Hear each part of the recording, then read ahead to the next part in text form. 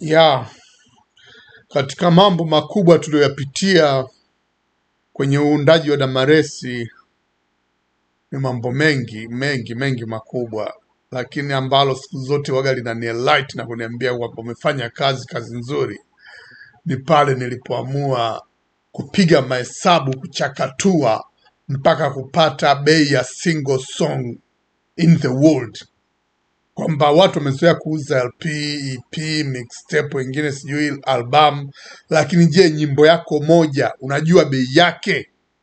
Unanielewa eh?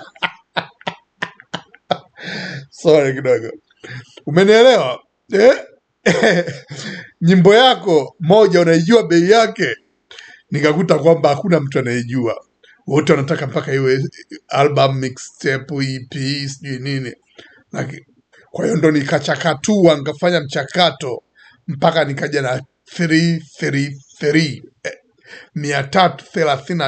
T shillings, ambayo ukipeleka kwenye dola ni kama senti 12, ukipeleka kwenye pound kama senti 10. Kwa hiyo hapo ndo roho yangu ikatulia, nikasema all right, sasa tunaweza tukafanya biashara, kwa maana tushapata bei ya bidhaa. Kwa hiyo katika mambo makubwa niliyoyapitia, hilo nalo sitaweza kulisahau. Nashukuruni sana, asanteni, and goodbye and good night, Merry Christmas, papa.